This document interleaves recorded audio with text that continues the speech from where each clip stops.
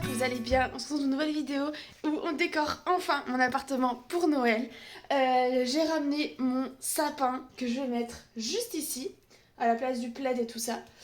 Et j'ai aussi ma boîte avec toutes mes décos de Noël. Et comme vous pouvez le voir sur la table, ici, j'ai beaucoup de rangements à faire.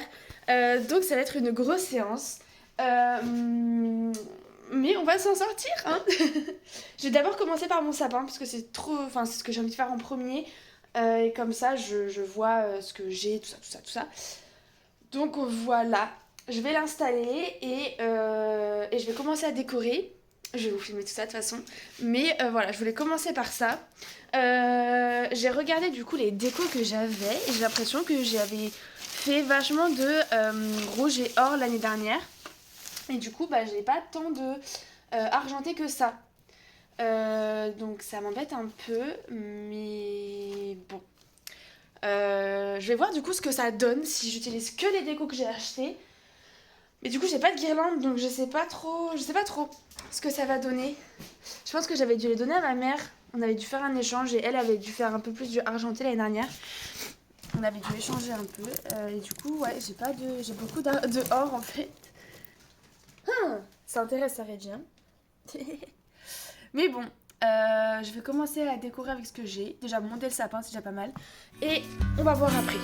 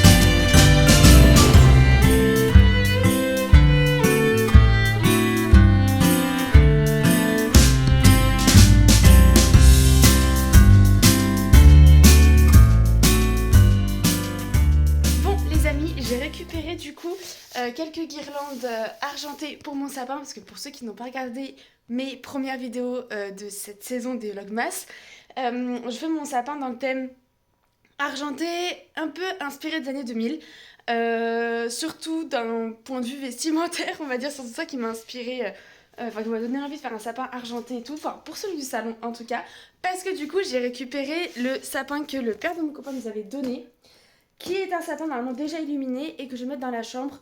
Normalement, je vais pouvoir le mettre cette année parce que l'année dernière, j'avais pas le pied.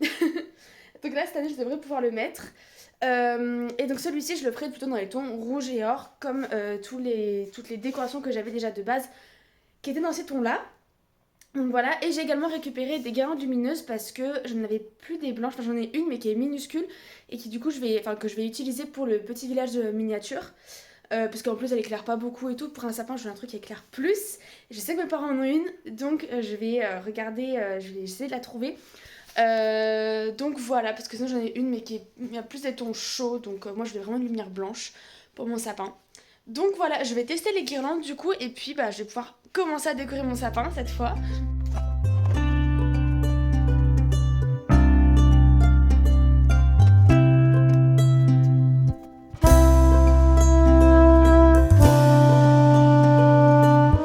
Voilà ce que ça donne, c'est assez léger, mais c'est ok quand même.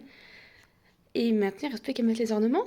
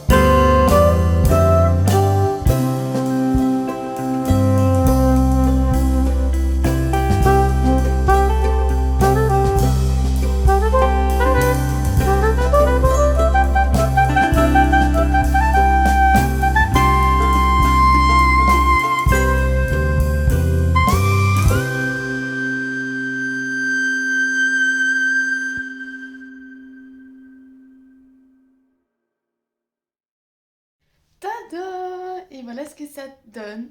Il est assez sobre, je pense. Enfin, c'est un grand mot sobre. Mais moi, en général, comme je suis plutôt d'un type maximaliste que minimaliste, je blinde à fond mon sapin. Genre, limite, on voit plus qu'il y a un sapin en dessous. Et là, j'ai été assez, assez minimaliste finalement. Bon, même si clairement les cheveux d'ange c'est pas du tout du minimalisme, mais je trouve que ça va, genre il y en a pas trop, c'est pas too much. Alors par contre les cheveux d'ange je sais pas comment ça se met, mais en gros moi j'ai laissé la petite bande qu'il y avait au-dessus, comme ça ce sera plus pratique à enlever. Voilà, je sais pas si ça se met comme ça, mais moi ça me va bien, j'aime bien que ça fasse comme des grappes un peu. Juste c'est dommage parce que ça se voit, genre on voit un peu la bande, donc j'essaie de cacher un peu. Mais j'aime bien ce que ça donne. Non, franchement, c'est vraiment le rendu auquel j'imaginais. Donc je suis vraiment contente. Ça rend vraiment bien. Voilà, juste on voit pas du tout l'étoile au sommet, enfin le petit feu d'artifice. Je trouve que ça ressemble à un feu d'artifice.